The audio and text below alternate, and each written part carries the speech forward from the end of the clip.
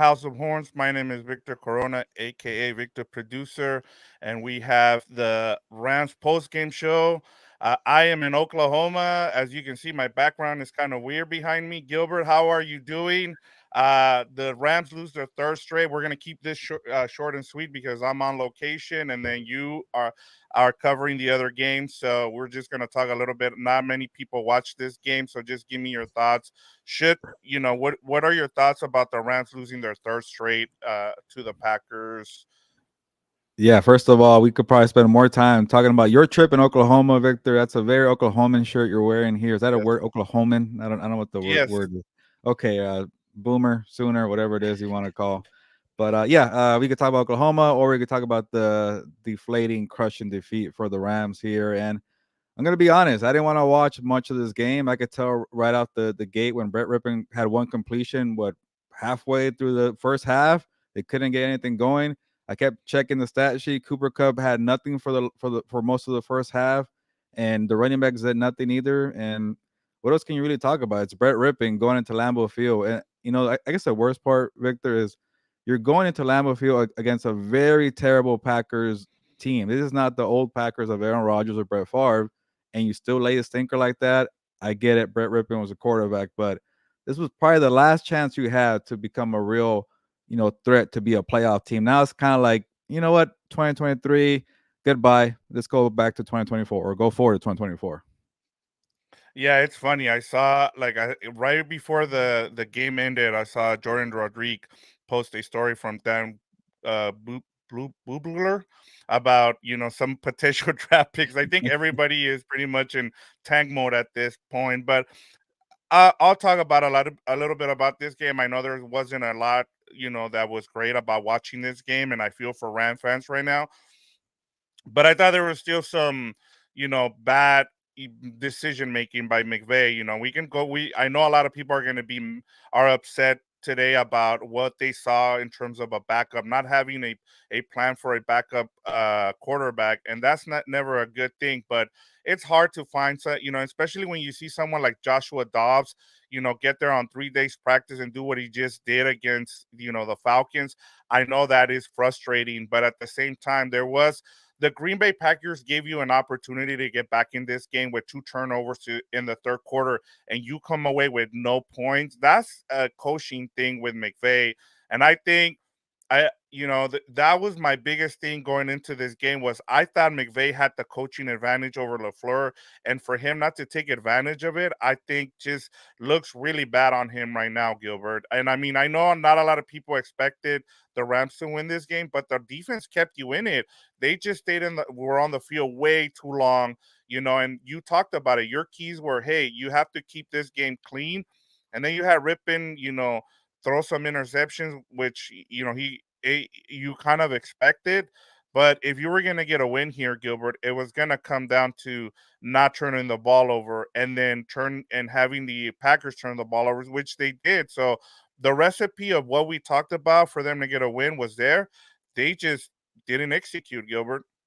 Yeah, that was a great point by you on the Joshua Dobbs comparison. Like, yeah, backup quarterbacks are available. Make a move. Like, honestly, Victor, if they were really serious about competing in this season, this game before a bye week, a team that you could beat, like if you had a healthy quarterback that wasn't Brett Rippon, obviously with Stafford, maybe is a good chance to win this game. But I know Stafford's been pretty banged up, and that's the other thing too, Vic. Like the hip injury is not new. Like I know the thumb is a new injury, but the hip has been lingering for a couple weeks now, and you do nothing to address it. And when I see the Rams social media tweet out, let it rip. Like, no, that's not gonna inspire no confidence in anybody. Like Brett Rippon, let it rip. No, Rippon, like stay on the sideline. That's where you belong. So we saw this coming a mile away for this offense.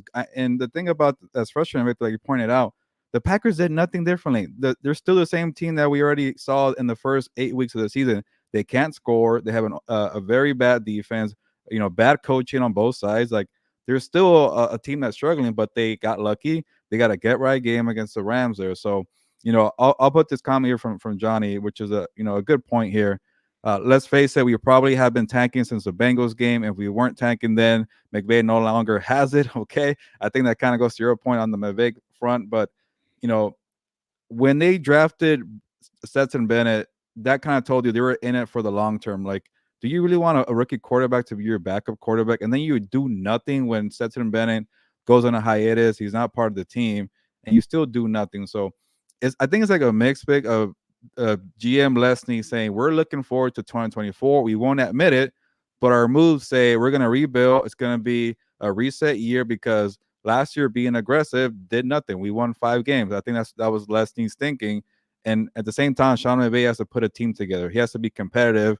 And I don't think he's coaching to lose here. I don't think that's Sean McVay, but he has been struggling. They have been trying, and that just makes everything worse here. So, like I said on the previous show, Vic, they already got their draft class. They got rookie guys who are gonna be a part of the future. That's big. Now at this point, you tried it. You wanted to be a wild card team. You're 3-6 going into the bye week.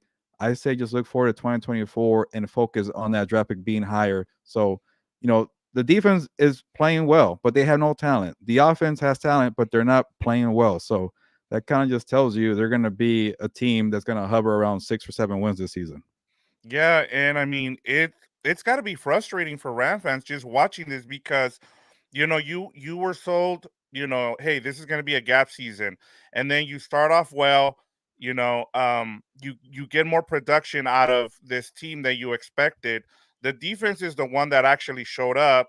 You expected the offense to be average at least, and you haven't gotten much out of this offense, and you know you have a coach who's renowned as a innovative guy, and you score only 3 points. Mind you, you had a backup quarterback, but I go back to Joshua Dobbs just showed up to the Vikings. You had Baker Mayfield last season do the same thing with this Rams offense, and it's got to be just frustrating having not being prepared to have a backup. And so I understand where Ram fans, especially as you noted, you drafted a quarterback in Stenson Bennett in the fourth round that you can't even use. Like and that's where I understand Ram fans is like, why did we waste a fourth round pick?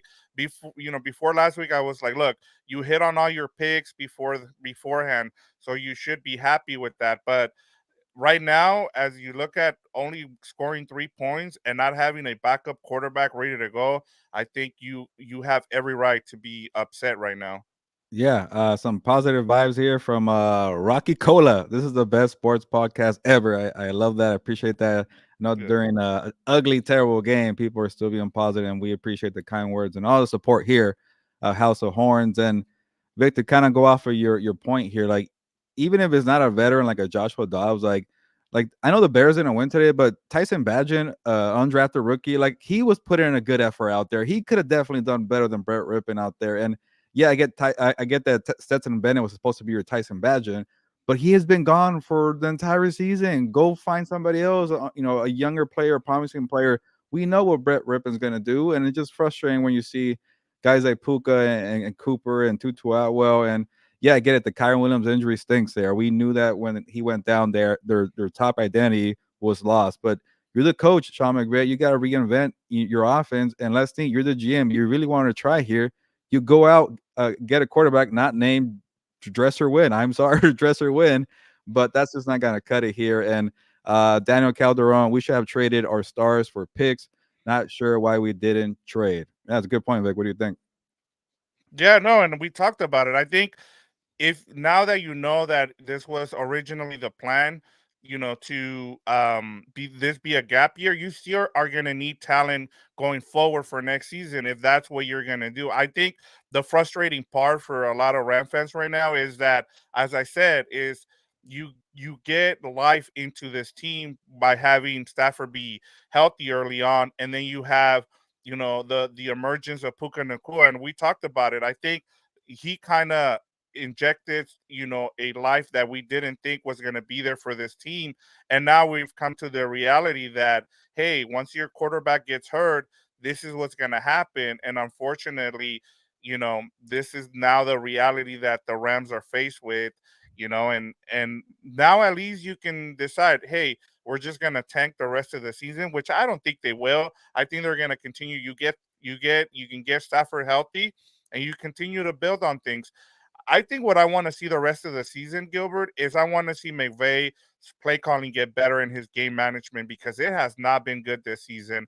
And as far as the defense, Raheem Morris has done a really good job.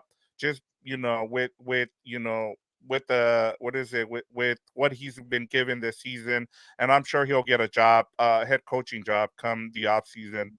Yeah, I get that as Brett Rippon, but you cannot have 3 points and then you have Royce Freeman with 32 yards, Daryl Henderson with 19 yards, Cooper Cup with 48. Like there's got to be something. Like say you don't have a quarterback, then have a great productive game plan as a rushing attack. We've seen teams, just like I know I shouldn't compare, but the Ravens haven't had much going on with the passing game, but they're leaning on the rushing attack. Like you got to find some ways to create an advantage for yourself. I get it, no Kyrie Williams and no Matthew Stafford, but find something that you can use to your advantage against a team that is no good. Like today they showed us who they still are. Like I have my opinion of the Packers has not changed at all. I still think they're a very bad team and they're probably stuck in no man's land because they have to figure out what to do with Jordan Love. At least the teams with no quarterback can tank and go get a draft pick. They have to figure it out with Jordan Love, but that's going a different way here.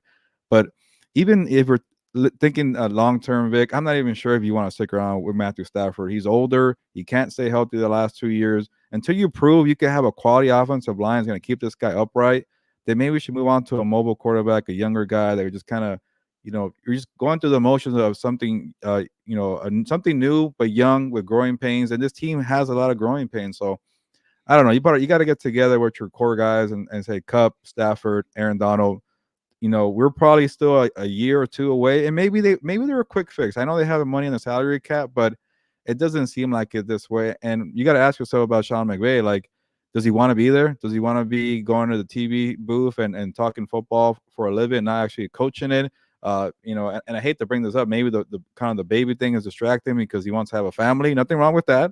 He's a proven coach. He won a Super Bowl, but maybe he's not mentally there, and maybe it's unfair to say that. But it's been an off year for Sean McVay, and when people have injuries, Vic, we know this, and when you have injuries and you have nothing to answer for or adjust, then that goes on the coaching side. Yeah, and you're totally right. I mean that that and this is gonna happen with teams. And I wanted to share this comment here from Daniel Calderon where he says it sucks for AD, Cup, and Stafford. I don't think it sucks because they got the Super Bowl out of it. Have they not gotten the Super Bowl out of it, then I would be feel bad for them. But they got their Super Bowl. They know what they're in for, and I think for now it's pretty much as you said, it's figuring out what they do.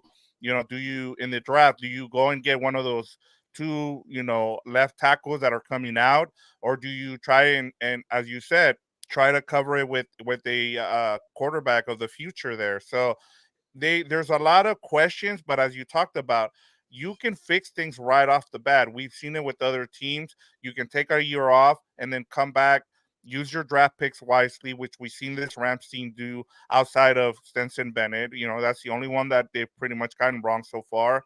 Um, and so you kind of rebuild on the fly, and you're able to do it as long as you have that core and you're gonna have cap space. So like I said, the Rams are in a good situation as long as they know what they're doing, and I feel that they do know. They're not they're not gonna struggle a lot to put together this team. But Gilbert, I know you have to go. We both have to go. So I just want to just give me your final thoughts on where does this leave the Rams for you? Yeah, I think it's well, the main option is look forward to 2024. Now the question after that is like obviously you're gonna go through evaluating players. Okay, you have what is it? They're 3-6. What is that? 9 games. So you have 7 games, right? Or yeah, 6, 7, or 8 games. There you go.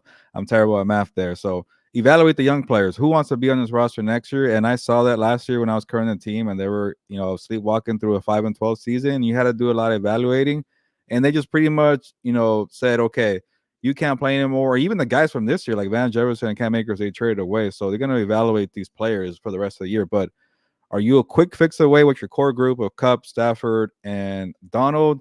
Or do you want to just throw something, new and fresh? Like I'm looking at watching CJ Stroud balling out 470 yards and 5 passing touchdowns. That's exciting. Go get a rookie quarterback. And maybe you won't get Caleb Williams, but Caleb Williams is struggling right now. So you get the guy from Washington, the guy who beat Caleb Williams, or maybe Drake May might be too high. it's going to be a lot of quarterbacks that are going to be available. Yeah, And Shadur, so Shadur Sanders. I mean, there's a lot of quarterbacks that are come and just always think about this. The top guys don't usually hit. It's been the guys in the mid tier, so you never yeah, know. Stroud was number two. Richardson was number four, and so and the thing about that too, like this is the only positive I'm gonna say is like you don't have to force yourself to go trade up to get a quarterback. You can easily say, you know what, I don't like these guys in our spot. We'll go with Stafford, Cup, and Donald for one more year. Or you say, you know what, that quarterback we really like, we're gonna build around that guy. So these are questions you're gonna ask yourself at the end of the season. For right now, just I think just get comfortable enjoying the games and evaluating players because I don't see them going anywhere at 3-6 right now. And who knows, maybe they'll win 2 or 3 games in a row, and then we're gonna be talking playoffs again. But it's gonna be frustrating because they might just fall short at the end of the day. Yeah, and I'll say this: the NFC West did not do well. The 6 points combined for all three teams that actually played. The 49ers were on a bye, so I mean, you're gonna have these kind of games, especially when you start a backup quarterback. I guess my positive is that hey, enjoy the bye. Don't you don't have this you won't have these frustrations next weekend to deal with. And the rest of the way, as you talked about, evaluate and then see where you're at. Hopefully, you either tank or you try to make a run at that 7th seed and see where you're at. But that's it for you from us guys. This was our post game show. We had to keep it quick. Gilbert's got the NFL to go cover the rest of the NFL, and then I'm in Oklahoma. I'm not sure how much that my Wi-Fi is gonna hold up since I'm in a little house here. So um, it was good. Thank you, Gilbert, for giving us the time. I know we had you on a little bit longer than we expected, but Ram fans, just stay positive, man, because like I said, we knew what this season was gonna be, but we got a little shot of adrenaline from Puka Nakua, but now I think things have come to reality for the Rams. Yeah, Gilbert, and maybe it's a good thing that we know what's going on with the Rams because Vic, you're about to be busy.